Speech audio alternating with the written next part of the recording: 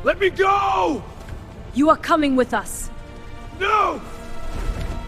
Di episode sebelumnya kita pun telah melihat bagaimana Xiao Yan, tim Palace dan juga Yang Mulia Ratu mereka pun akhirnya tiba di alam dewa kuno.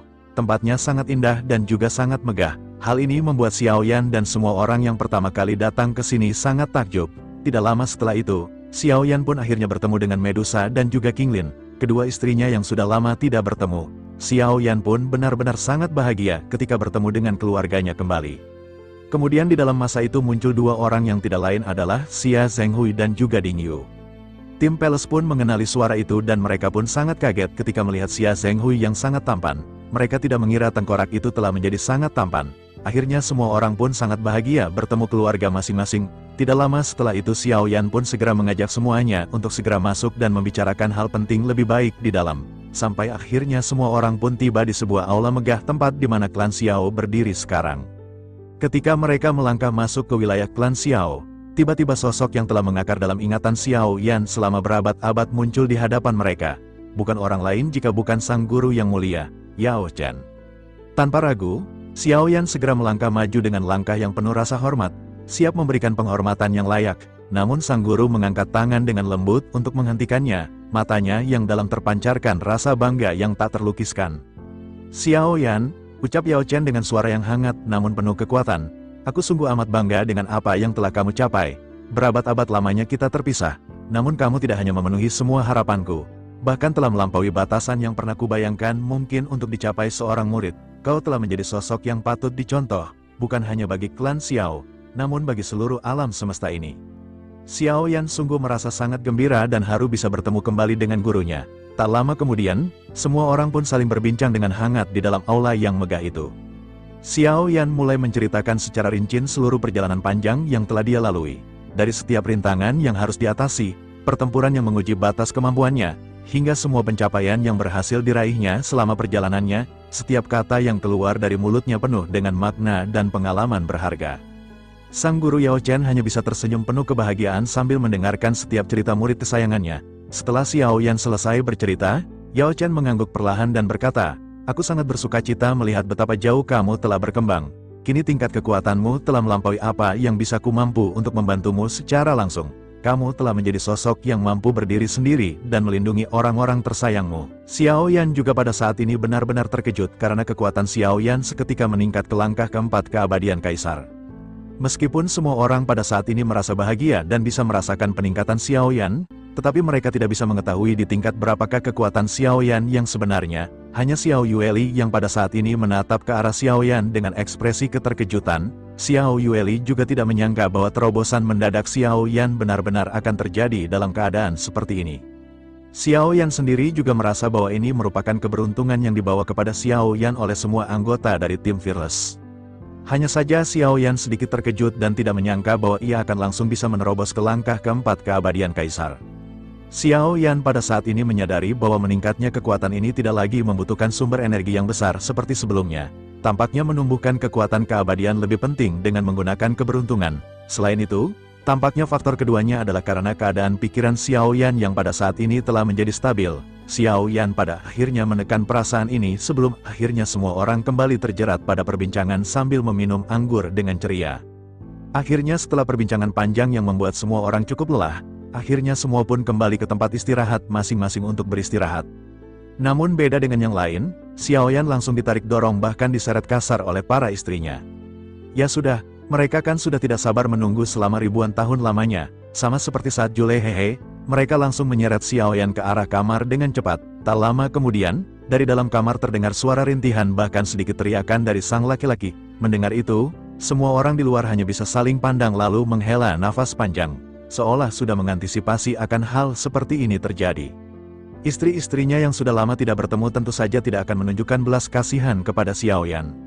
Adapun yang lainnya, mereka tidak tinggal di pavilion tetapi memilih untuk berjalan-jalan di area alam dewa kuno. Area paling populer di alam dewa kuno merupakan area di mana terdapat arena pertempuran para dewa. Setiap hari akan ada sorak-sorai ketika semua orang menyaksikan pertempuran di antara banyak anggota. Arena ini juga menjadi ajang pembuktian bagi seseorang untuk membuktikan kekuatan masing-masing. Singkat cerita, setengah bulan telah berlalu dan terlihat wajah Xiao Yan pada saat ini menjadi sedikit pucat. sementara itu semburan tawa dari para istrinya terdengar di dalam pavilion.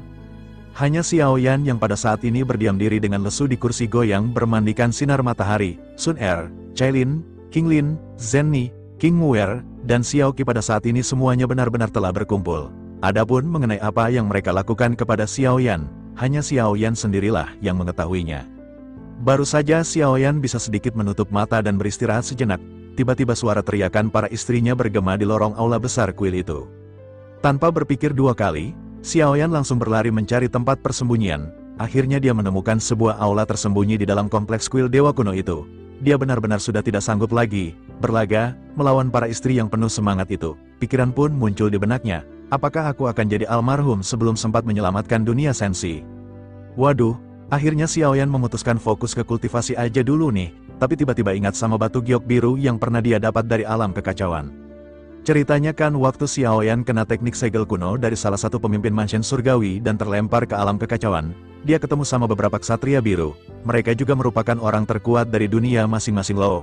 Nah, saat itu Xiaoyan yang hampir terjatuh pun berhasil diselamatkan oleh salah satu dari mereka, dan mereka memberikan batu giok biru itu kepadanya. Tanpa bisa menahan rasa penasaran, Xiaoyan pun mulai berpikir dan mengajukan pertanyaan dalam hati, apakah giok ini benar-benar bisa berfungsi seperti yang mereka katakan? Kalau aku mulai menyalurkan kekuatan spiritual ke dalamnya, bisakah aku kembali masuk ke alam kekacauan dan bertemu lagi dengan para ksatria biru tersebut?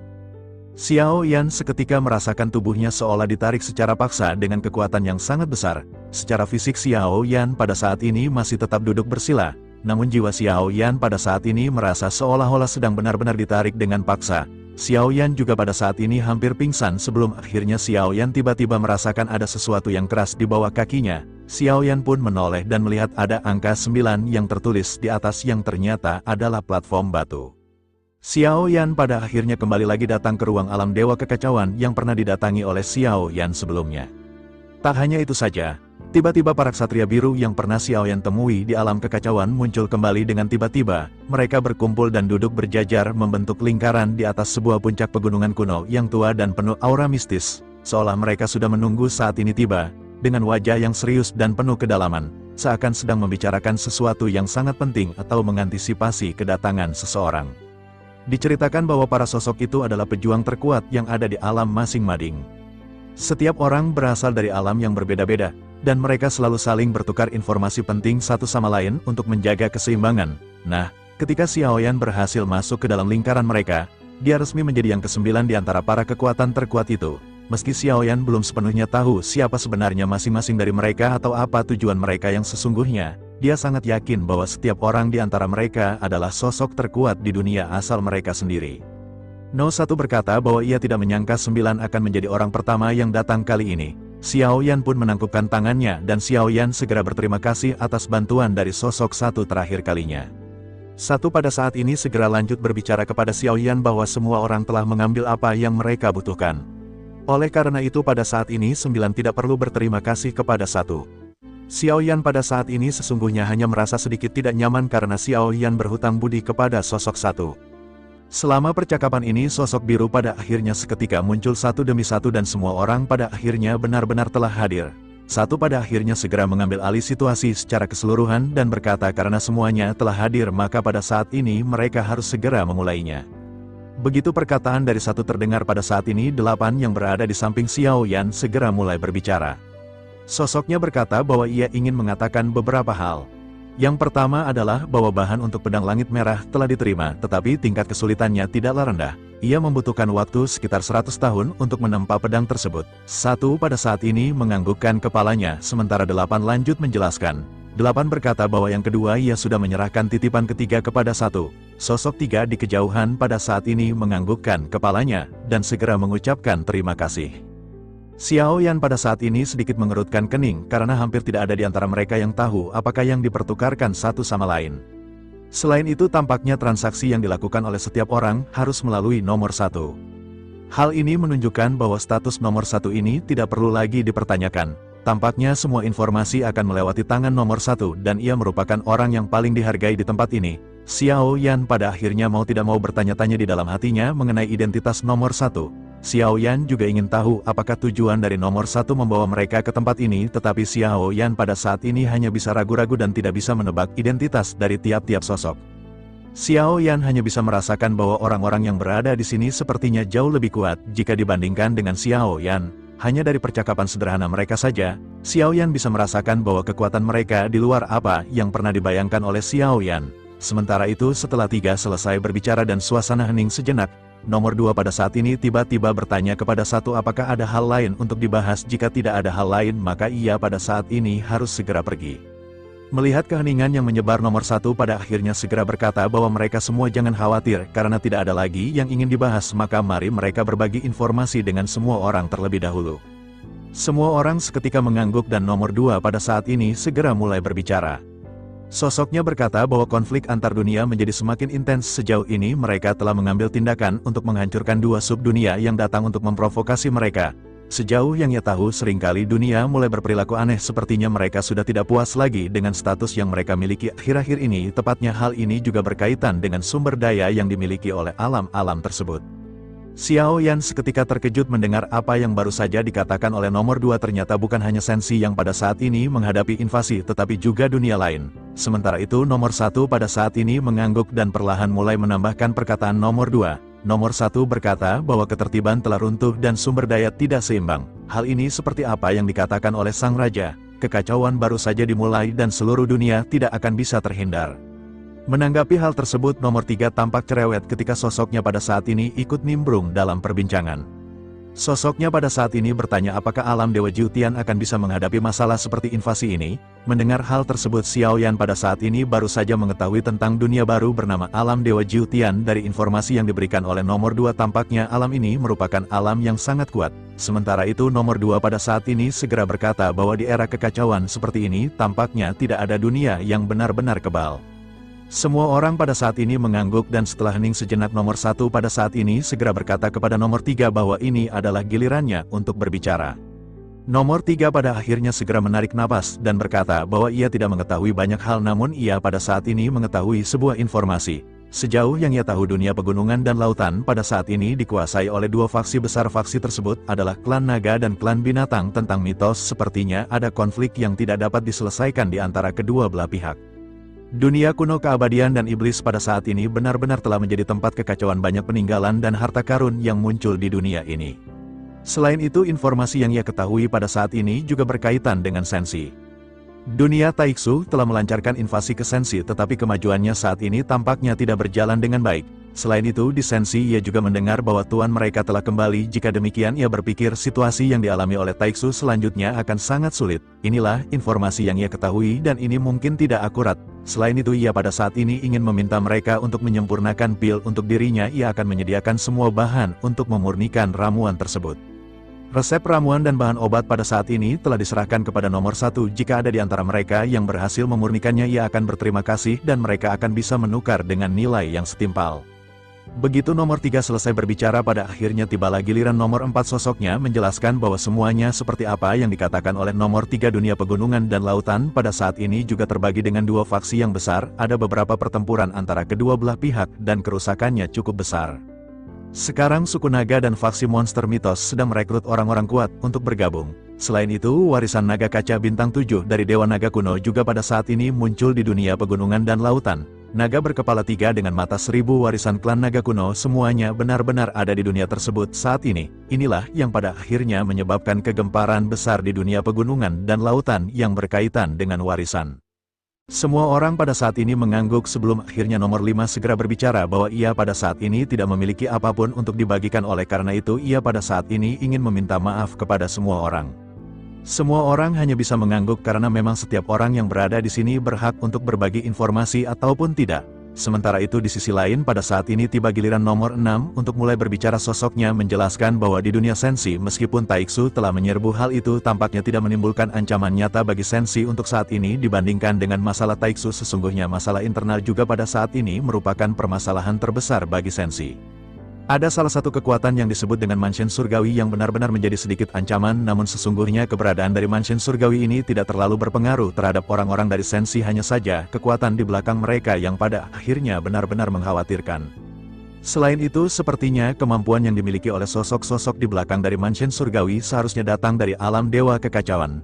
Begitu kata-kata ini keluar, semua orang di sekitar seketika diam. Setelah beberapa saat, nomor 1 pada saat ini segera langsung mengklarifikasi apa yang baru saja diungkapkan oleh nomor 6. Sosoknya bertanya apakah nomor 6 curiga itu adalah salah satu di antara mereka.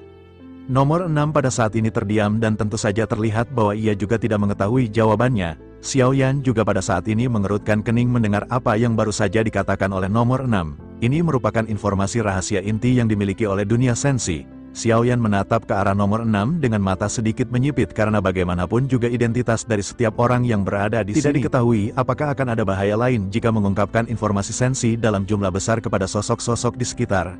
Bersamaan dengan Xiaoyan yang memperhatikan perbincangan dari setiap orang, Xiaoyan juga pada saat ini menganalisis identitas dari masing-masing sosok. Xiaoyan juga pada saat ini mengerti bahwa tampaknya alasan 6 menjelaskan situasi seperti ini adalah untuk melihat reaksi dari setiap orang.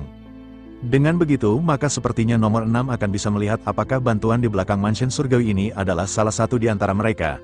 Sementara itu, nomor 1 pada saat ini segera berbicara dengan suara yang dalam dan nada sedikit serius. Sosoknya berkata bahwa ia dapat meyakinkan 6 secara langsung mengenai hal ini. Sosok di belakang kelompok tersebut tidak akan ada di antara mereka.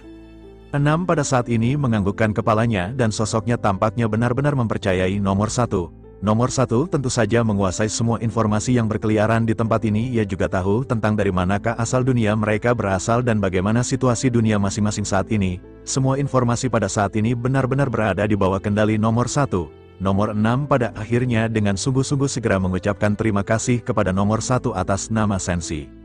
Nomor 1 segera mulai berbicara bahwa Sensi juga memiliki hubungan baik dengan dirinya. Dengan begitu, mengapa nomor 6 tidak menjelaskan permasalahan ini secara detail kepada nomor 1? Sebaiknya ia menceritakannya kepada mereka, karena dengan begitu mereka akan bisa membantu nomor 6 di dalam permasalahan ini. Nomor 6 pada akhirnya menghela napas dan berkata bahwa ia sesungguhnya belum sepenuhnya memahami detail mengenai hal ini, tetapi ia akan memberitahunya nanti karena situasi Sensi saat ini juga masih sangatlah rumit. Nomor 1 pada saat ini hanya menganggukkan kepalanya sementara nomor 6 tidak lagi mulai berbicara. Saat berikutnya nomor 7 pada saat ini mendapat bagian untuk berbicara dan sosoknya pada saat ini sedikit menghela napas. Sosoknya berkata bahwa ia tidak memiliki informasi untuk dibagikan, tetapi kali ini ada beberapa barang baru. Semua bahan obat pada saat ini tersedia dan daftarnya dapat dilihat oleh mereka. Jika mereka membutuhkannya maka mereka pada saat ini bisa menukarnya dengan sesuatu yang setimpal. Xiaoyan sedikit mengerutkan kening mendengar apa yang disampaikan oleh nomor 7. Sosoknya tampak terdengar seperti seorang pengusaha dan hal ini membuat Xiaoyan pada saat ini berbinar-binar. Xiaoyan bisa melihat dari daftar yang terpampang bahwa bahan-bahan obat ini benar-benar merupakan bahan obat yang langka.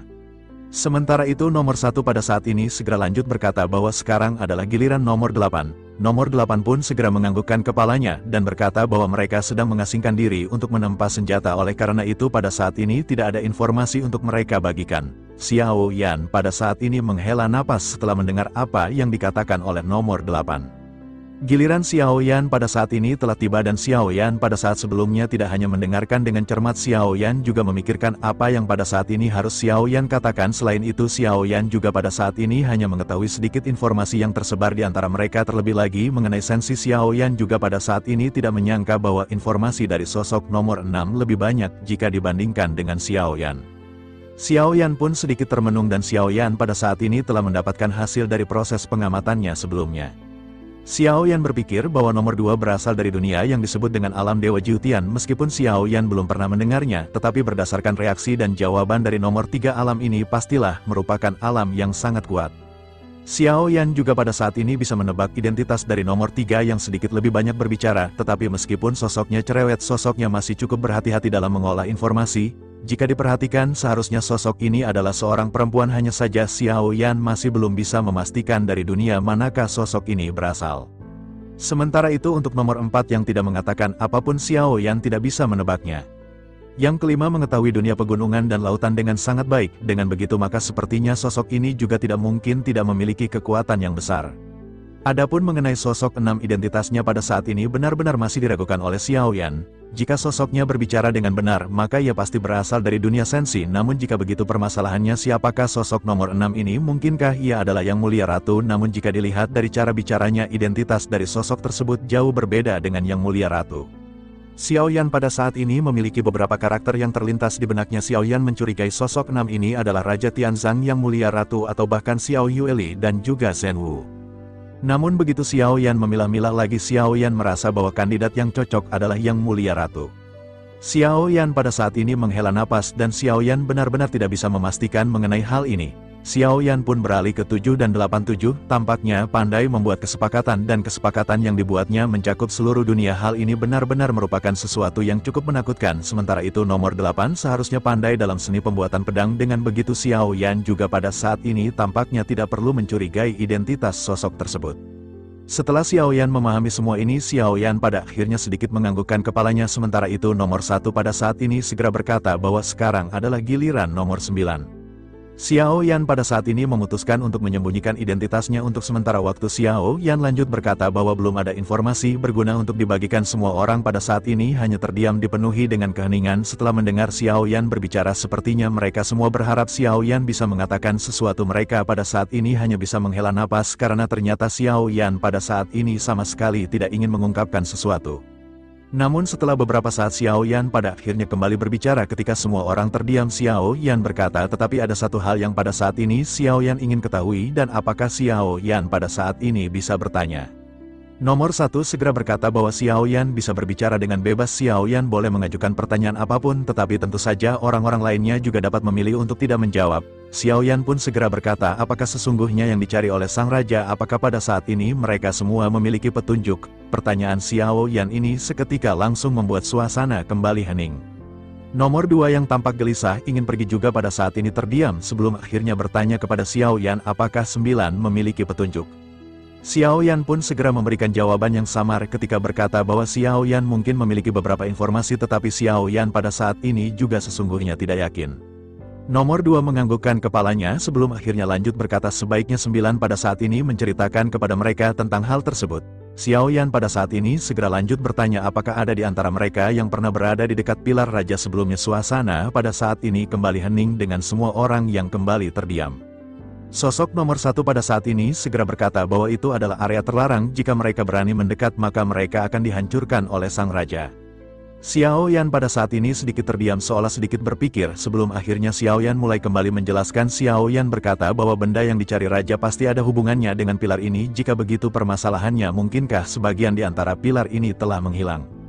Jantung Xiao Yan pada saat ini berdebar-debar begitu Xiao Yan mengutarakan apa yang Xiao Yan pikirkan ini. Sesungguhnya Xiao Yan pada saat ini hanya berbicara asal dan Xiao Yan tidak mengetahui kepastian dari benda tersebut. Hanya saja Xiao Yan pada saat ini perlu memberikan informasi penting yang bisa dicerna oleh semua orang. Dengan informasi ini Xiao Yan berharap nilai Xiao Yan di mata semua orang akan meningkat. Begitu Xiao Yan mengungkapkan hal ini tampaknya semua orang juga pada saat ini seketika tercengang. Mereka pada akhirnya bertanya-tanya apakah memang ada bagian yang hilang dari pilar tersebut. Xiao Yan pun segera berkata bahwa sejujurnya belum ada petunjuk pasti dari hal tersebut, tetapi Xiao Yan bisa meyakini bahwa sesuatu yang hilang ini memiliki hubungan dengan pilar tersebut. Semua orang pada saat ini saling memandang setelah mendengar apa yang baru saja dikatakan oleh Xiao Yan. Selain itu, selain daripada Xiao Yan tidak ada di antara mereka yang seberani Xiao Yan untuk mendekati pilar. Dengan begitu maka mereka semua benar-benar ragu dengan apa yang baru saja dikatakan oleh Xiao Yan. Di tengah-tengah semua orang yang terdiam, nomor 1 pada saat ini akhirnya tiba-tiba mulai kembali berbicara. Sosoknya menjelaskan bahwa teori ini memang ada tetapi sejauh ini belum ada petunjuk baru yang muncul. Xiao Yan pada akhirnya menganggukkan kepalanya dan Xiao Yan pada saat ini segera bersikap sedikit misterius. Xiao Yan mencoba yang terbaik untuk menjadikan dirinya berharga di tempat ini. Xiao Yan lanjut berkata bahwa ia akan membagi informasi dengan semua orang setelah Xiao Yan berhasil mengonfirmasinya. Semua orang pada saat ini mengangguk mendengar apa yang baru saja dikatakan oleh Xiao Yan. Sementara itu Xiao Yan pada saat ini merasa lega karena dengan hal ini Xiao Yan akan bisa bertukar informasi yang lebih berguna di masa depan. Setelah menyelesaikan permasalahan ini, Xiao Yan segera mulai bertanya kepada nomor 3. Xiao Yan bertanya apakah titipan yang ia maksud adalah sebuah pil, apakah ada nilai tertentu dari pil yang ingin ia murnikan. Nomor 3 segera menjawab bahwa sesungguhnya nilainya tidak terlalu tinggi, tetapi hanya saja persyaratannya lah yang agak keras. Seseorang harus memiliki jantung api, dan jika tidak maka pil ini tidak akan dapat untuk dimurnikan. Selain itu nilai dari pil ini juga seharusnya berada di tingkat dewa. Meskipun Xiao Yan sudah lama tidak memurnikan ramuan, tetapi Xiao Yan mengetahui informasi mengenai tingkatan dari pil setelah mencerna apa yang dikatakan oleh nomor 3. Xiao Yan pada akhirnya sedikit menganggukkan kepalanya, tampaknya memurnikan pil yang dimaksud oleh nomor 3 tidak terlalu sulit bagi Xiao Yan. Xiao Yan pun segera berkata bahwa ia akan mencobanya, tetapi Xiao Yan tidak menjamin itu akan berhasil disempurnakan. Nomor 3 segera berkata bahwa itu bukanlah permasalahan, jika 9 gagal maka ia bisa mencoba beberapa kali, bahan obat yang ia siapkan seharusnya cukup untuk melakukan percobaan berkali-kali. Menanggapi perkataan nomor 3, nomor 1 pun segera berkata bahwa setelah pertemuan ia akan memberi 9 ramuan dan bahan obat yang dipercayakan oleh 3. Semua orang pada saat ini kembali terdiam dan melihat keheningan tersebut. Satu lanjut berkata bahwa jika tidak ada informasi yang pada saat ini ingin disebarkan lagi, sebaiknya mereka pada saat ini segera pergi. Begitu kata-kata ini terjatuh, sosok nomor 2 pada saat ini segera menghilang terlebih dahulu. Xiao Yan seketika menyipitkan matanya dan menyadari bahwa dunia dari nomor 2 tampaknya sedang kisruh. Selain itu dilihat dari gelagat nomor 2 yang harus pergi dengan cepat, sepertinya kekuatan dari nomor 2 juga tidaklah lemah. Begitu nomor 2 menghilang, selanjutnya nomor 4, 6, 7, dan 8 juga menghilang satu demi satu. Alasan mengapa Xiao Yan pada saat ini belum pergi adalah karena Xiao Yan sesungguhnya tidak tahu bagaimana caranya harus pergi. Terakhir kali Xiao Yan pergi, Xiao Yan dibantu oleh nomor 1 dan Xiao Yan merasa seperti dikirim kembali secara paksa. Selain itu Xiao Yan juga pada saat ini harus mendapatkan pil serta bahan obat yang akan diberikan dari nomor 1. Sementara itu di sisi lain nomor 3 dan nomor 5 pada saat ini masih belum pergi, mereka tampaknya masih memiliki sesuatu untuk didiskusikan dengan nomor 1. Nomor 5 pada saat ini segera berkata bahwa ia ingin mengetahui informasi dari nomor 1. Ia ingin tahu apakah gejolak yang terjadi di dunia pegunungan dan lautan saat ini disebabkan oleh faktor eksternal. Nomor 1 pun menganggukkan kepalanya dan menjelaskan bahwa sejauh yang ia tahu itu memang benar. Begitu mendapatkan jawaban dari nomor 1, nomor 5 pun segera mengucapkan terima kasih, sosoknya tidak lagi bertanya dan seketika langsung menghilang. Sesaat kemudian nomor 1 segera beralih ke 3 dan segera berkata jika ada yang ingin ditanyakan nomor 3 bisa mulai berbicara. Nomor 3 pada saat ini segera berkata bahwa ia sesungguhnya tidak memiliki sebuah urusan, ia pada saat ini hanya sedikit penasaran, ia hanya ingin mendengar lebih banyak informasi ketika ia tidak memiliki pekerjaan. Nomor 1 terdiam sebelum akhirnya sosoknya segera berbicara dengan sedikit tegas. Nomor 1 menjelaskan sebaiknya ia pada saat ini pergi terlebih dahulu. Nomor 9 masih memiliki beberapa pertanyaan yang perlu dikatakan kepada nomor 1. Selain itu nomor 1 juga ingin berbicara dengan nomor 9 secara pribadi. Nomor 3 hanya bisa memiliki ekspresi muram sebelum akhirnya sosoknya seketika menghilang. Pada akhirnya hanya tersisa Xiao Yan dan nomor 1 di tempat ini. Satu seketika langsung berkata kepada Xiao Yan karena bisa melihat kesulitan yang terpancar dari wajah Xiao Yan. Sosoknya bertanya apakah Xiao Yan tidak tahu bagaimana cara pergi dari sini. Xiao Yan tidak menyembunyikan apapun dan pada saat ini segera menganggukkan kepala. Sementara itu nomor 1 menjelaskan bahwa ada titik cahaya biru di tengah tubuh Xiao Yan saat ini. Pusatkan dan tuangkan pikiran Xiao Yan ke dalamnya untuk pergi. Xiao Yan pun mengangguk sebelum akhirnya Xiao Yan pada saat ini tersenyum masam. Xiao Yan sudah berhutang 2 bantuan dari sosok nomor 1, namun Xiao Yan pada saat ini masih memiliki sesuatu untuk ditanyakan. Xiao Yan pun segera berkata bahwa ia pada saat ini memiliki beberapa pertanyaan, oleh karena itu bolehkah Xiao Yan pada saat ini menanyakannya kepada nomor 1. Xiao Yan pada saat ini mau tidak mau berkata bahwa Xiao Yan pada saat ini ingin menanyakan beberapa hal kepada nomor 1. Xiao Yan tersenyum masam karena sebelumnya Xiao Yan telah berhutang 2 bantuan dari nomor 1. Sementara itu nomor 1 pada saat ini tampaknya jelas memahami kesusahan yang dialami oleh Xiao Yan. Sosoknya tertawa perlahan sebelum akhirnya berkata bahwa ia akan membuat pengecualian untuk Xiao Yan. Dengan begitu maka Xiao Yan pada saat ini bisa menanyakan apapun yang ingin Xiao Yan tanyakan. Xiao Yan pun menganggukkan kepalanya dan tanpa banyak bicara Xiao Yan segera berkata seharusnya nomor 1 tahu identitas Xiao Yan. Nomor 1 tidak menyangkal dan segera menjawab tentu saja ia mengetahuinya, tetapi meskipun begitu hanya ia yang tahu identitas Xiao Yan. Xiao Yan pun segera menarik napas dalam-dalam dan Xiao Yan pada saat ini sedikit mengerutkan kening. Xiao Yan benar-benar tidak bisa menebak identitas dari sosok tersebut dan tujuan apa ia mengumpulkan semua orang di sini. Xiao Yan juga kembali bertanya apakah mereka saling mengenal. Nomor 1 pada saat ini kembali berkata tentu saja mereka saling mengenal, tetapi ia tidak bisa memberitahu identitasnya kepada Xiao Yan karena Xiao Yan juga akan mengetahuinya nanti. Xiao Yan menganggukkan kepalanya karena Xiao Yan juga telah mengetahui aturan di tempat ini. Xiao Yan pun segera berkata bahwa Xiao Yan mengerti mengenai hal tersebut. Sementara itu di sisi lain pada saat ini nomor 1 segera mulai kembali berbicara kepada Xiao Yan. Nomor 1 berkata bahwa Xiao Yan berhutang budi padanya sebanyak 2 kali sebelumnya, namun sekarang ia memiliki sesuatu yang ingin ia minta. Ia mendengar Sensi telah melahirkan naga si Zijuin dan ia membutuhkan gigi, sisik, serta setetes darah darinya.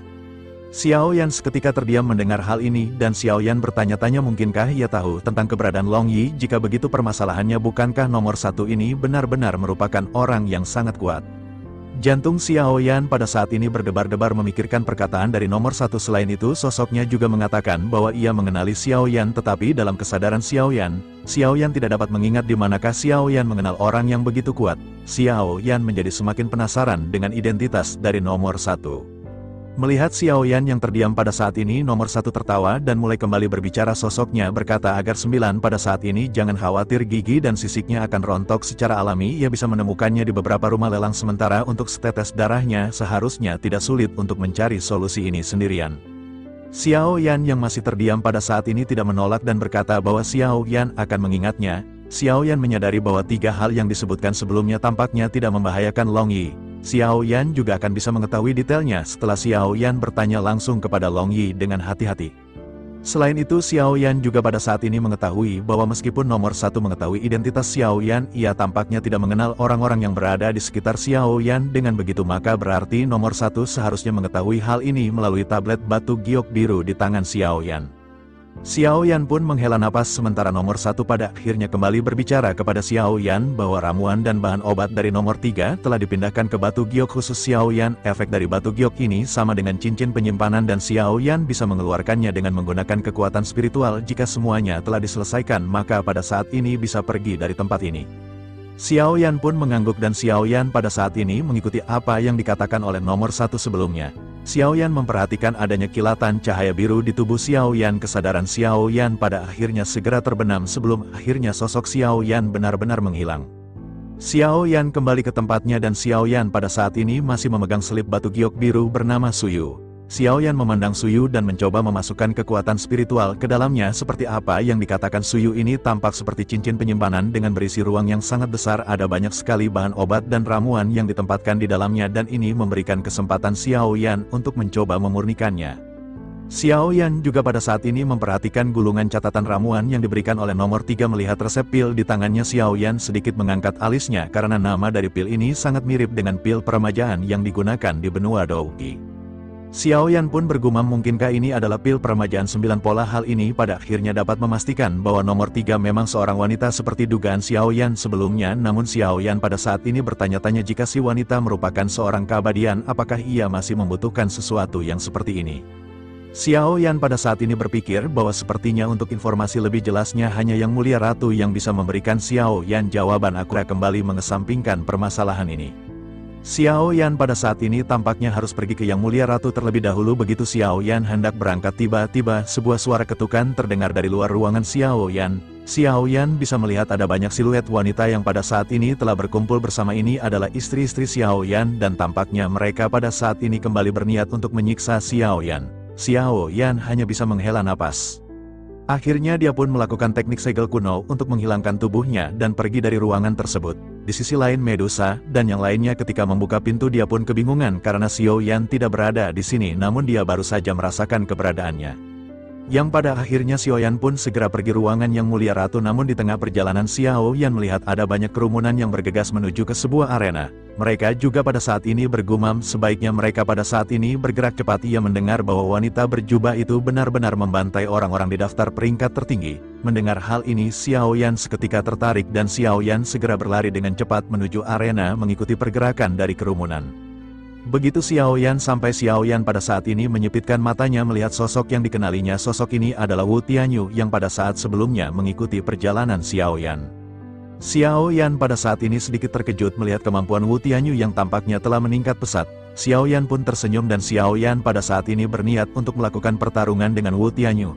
Xiao Yan pun segera mengenakan topeng di wajahnya dan segera berjalan menuju ke platform. Begitu mendekat, manajer dari arena tersebut segera menghentikan Xiao Yan. Tentu saja begitu Xiao Yan melepas topengnya, permasalahan apapun bisa diselesaikan. Xiao Yan juga menunjuk ke atas arena dan berkata bahwa Xiao Yan ingin menantang Wu Tianyu. Manajer pun seketika mengenali sosok Xiao Yan sebagai sosok yang mulia. Sosoknya segera menangkupkan tangannya dan berkata bahwa ia akan mengaturnya. Mereka akan segera membuat pengaturan bagi Yang Mulia. Xiao Yan pun menganggukkan kepalanya dan Xiao Yan pada saat ini kembali mengenakan topeng. Sementara itu si manajer menjelaskan bahwa aturan arena ini tidak membatasi senjata, tetapi Yang Mulia tidak dapat menggunakan keterampilan bertarung dengan tingkat mematikan yang begitu besar. Ia juga dilarang untuk menggunakan kekuatan keabadian. Si manajer segera berteriak bahwa penantang berikutnya adalah Yan Xiao. Kerumunan seketika kebingungan mendengar nama yang belum pernah mereka dengar. Perbincangan di antara mereka segera menyebar. Salah seorang di antara mereka segera berkata bahwa sepertinya nama ini tidak ada dalam daftar peringkat. Apakah ini merupakan penantang yang baru? Ia benar-benar sangat penasaran dan apakah orang ini adalah pendatang baru di alam dewa kuno? Mungkinkah ia tidak tahu siapa yang pada saat ini ia tantang? Suara kerumunan pada saat ini menyebar dipenuhi dengan kebingungan sementara Xiao Yan segera naik ke atas arena. Melihat sosok Xiao Yan yang berdiri dengan mengenakan topeng, banyak sosok pada saat ini bergumam bahwa orang ini cukup berani untuk menantang. Dilihat dari masa lalu, hanya ada sedikit orang yang bisa menahan setengah batang dupa dari serangan Wu Tianyu. Ia pada saat ini benar-benar ingin tahu kemampuan apa yang dimiliki oleh sosok tersebut. Selain itu, nama Yan Xiao ini juga tidak pernah terdengar ada di alam dewa kuno. Gemuruh dari semua penonton pada saat ini benar-benar menambah semarak dari pertempuran. Akhirnya pertempuran di antara mereka pun akan dimulai. Sesaat kemudian pada saat ini Wu Tianyu seketika terkejut melihat ada bayangan di bawah kakinya. Wu Tianyu pun segera menoleh ketika menatap ke arah Xiao Yan yang melesatkan tinjunya ke arah Wu Tianyu. Wu Tianyu pun segera mengangkat pedangnya dan tinju seketika berhadapan dengan pedang Wu Tianyu. Semua orang pada saat ini tercengang merasakan gelombang angin yang melesat dengan begitu kuat. Mereka tanpa sadar bergumam bahwa ini merupakan bentrokan kekuatan yang sangat kuat. Tampaknya orang ini juga tidak sederhana. Mereka akan bisa mengetahui hasilnya setelah pertempuran ini selesai. Sementara itu di sisi lain Wu Tianyu pada saat ini sedikit mundur dan segera bersiap untuk menyerang ke arah Xiao Yan tanpa banyak basa-basi. Douki pada saat ini tiba-tiba melonjak di mata Wu Tianyu. Lengannya gemetar ketika ia pada saat ini segera kembali menghunuskan pedangnya ke arah Xiao Yan. Dengan begitu cepat ia bergegas ke depan dengan kecepatan yang sangat cepat. Di sisi lain sosok Xiao Yan pada saat ini tidak mundur dan Xiao Yan benar-benar menggunakan telapak tangannya untuk melawan pedang Wu Tianyu. Wu Tianyu juga pada saat ini mengerutkan kening dan tidak menyangka bahwa setelah benturan pedangnya pada saat ini tidak hanya tidak menembus telapak tangan Xiao Yan tetapi juga bahkan dijepit dan tidak bisa bergerak. Wu Tianyu tanpa sadar bergumam bahwa ini adalah seseorang dengan kekuatan fisik yang sangat kuat. Begitu Wu Tianyu menggumamkan perkataan ini, sosoknya segera melepaskan pedangnya dan melangkah mundur 2 langkah. Sosoknya lanjut mengambil palu besar raksasa dan mengayunkannya ke arah Xiao Yan. Wu Tianyu berpikir jika senjata tajam tidak bisa melukainya, maka Wu Tianyu hanya perlu menggunakan senjata tumpul. Reaksi Wu Tianyu ini benar-benar sangat cepat, dan ini merupakan keterampilan yang dimiliki oleh Wu Tianyu. Ini juga merupakan kelebihan dari Wu Tianyu. Letak kekuatan Wu Tianyu juga berada di sini dengan keputusan yang diambil berdasarkan reaksinya selama pertempuran. Hal ini juga pada akhirnya memainkan peranan penting dalam situasi pertempuran. Sementara itu di pusat benturan pada akhirnya kedua belah pihak kembali bentrok. Tinju Xiao Yan pada saat ini dilesatkan dan benar-benar menghantam palu raksasa milik Wu Tianyu. Dalam sekejap mata palu raksasa ini terlempar dengan keras dan menghantam Wu Tianyu. Seteguk darah pada saat ini segera keluar dari mulut Wu Tianyu, namun sosoknya pada saat ini tidak menyerah dan sosoknya mengabaikan luka yang ia derita. Tanpa mundur Wu Tianyu pada saat ini terus melesat ke arah Xiao Yan. Wu Tianyu menggunakan banyak senjata untuk berhadapan dengan Xiao Yan, tetapi tidak peduli senjata apapun dan teknik apapun yang pada saat ini digunakan oleh Wu Tianyu, serangan tersebut sama sekali tidak melukai tubuh Xiao Yan. Hanya jubah Xiao Yan yang pada saat ini terlihat compang-camping akibat serangan dari Wu Tianyu. Wu Tianyu juga pada saat ini menyipitkan matanya ketika melihat tubuh Xiao Yan yang sama sekali tidak terluka. Wu Tianyu pun bergumam bahwa ini benar-benar tubuh yang sangat kuat dan tidak bisa ditembus. Mendengar hal tersebut, Xiao Yan pada saat ini hanya bisa tersenyum pahit. Bagaimanapun tubuh fisik Xiao Yan merupakan tubuh keabadian, meskipun aturannya tidak boleh menggunakan kekuatan keabadian, tetapi kekuatan tubuh keabadian Xiao Yan ini benar-benar tidak bisa untuk disembunyikan. Xiao Yan pun hanya bisa menghela napas dan pada saat ini terus-menerus menghindari serangan dari Wu Tianyu. Sementara itu Wu Tianyu pada saat ini segera bertanya sambil menyerang, bukankah namanya adalah Yan Xiao? Ia benar-benar sangat senang bertarung dengan Yan Xiao, namun ia pada saat ini akan berusaha sebaik mungkin untuk tidak dikalahkan. Xiao Yan tidak sebaik Wu Tianyu dalam seni bela diri. Xiao Yan hanya mengandalkan kekuatan fisik dan Wu Tianyu pada saat ini hanya perlu mencari kelemahan Xiao Yan. Mendengar apa yang dikatakan oleh Wu Tianyu, Xiao Yan pada saat ini tersenyum. Xiao Yan pun lanjut berkata bahwa ini bukan pertama kalinya Xiao Yan diberi pelajaran oleh Wu Tianyu. Wu Tianyu mengerutkan kening ketika mendengar apa yang dikatakan oleh Xiao Yan. Menurut analisisnya dari perkataan Xiao Yan ini, tampaknya mereka pernah bertarung satu sama lain sebelumnya, tetapi dengan lawan yang begitu kuat ini seharusnya Wu Tianyu memiliki kesan di benaknya. Wu Tianyu juga segera menyadari bahwa nama Yan Xiao ini agak sedikit familiar, namun di antara lawan yang sangat membuatnya terkesan tampaknya tidak ada nama Yan Xiao. Wu Tianyu pun sedikit mundur dan pada saat ini Wu Tianyu sedikit mengerutkan kening. Xiao Yan juga pada saat ini tidak melanjutkan serangan dan Xiao Yan juga tidak bergeming. Mata semua orang pada saat ini menatap ke arah dua sosok yang tampaknya berhenti bertarung, namun faktanya tidak sulit bagi semua orang untuk melihat dalam pertempuran sebelumnya bahwa Wu Tianyu berada dalam posisi yang dirugikan. Akhirnya di bawah tatapan semua orang sosok bertopeng pun perlahan melepaskan topeng di wajahnya. Di bawah topeng itu ada wajah Xiao Yan yang pada saat ini sedikit tersenyum. Xiao Yan memandang Wu Tianyu yang sedikit terkejut dan berkata bahwa berkat kekuatan fisik ini Xiao Yan pada akhirnya bisa berhadapan dengan senior Wu Tianyu, dan jika tidak ada kekuatan fisik ini tampaknya Xiao Yan tetap bukan tandingan dari senior. Melihat sosok yang dikenalinya dan mendengar apa yang dikatakan oleh Xiao Yan, ekspresi Wu Tianyu seketika berubah menjadi gelap. Cahaya dingin tiba-tiba melintas di tangannya dan seketika pedang benar-benar diarahkan ke tenggorokan Xiao Yan. Kulit Xiao Yan pada saat ini sedikit terkelupas, tetapi tampaknya hal itu tidak terlalu berpengaruh kepada Xiao Yan. Luka ini dengan cepat menghilang dan pulih, dan pun segera berbicara dengan nada meledek ketika berkata bahwa Xiao Yan adalah pria yang baik. Tampaknya Wu Tianyu telah membantu Xiao Yan dengan sia-sia karena akhirnya Xiao Yan benar-benar berani mempermainkan Wu Tianyu.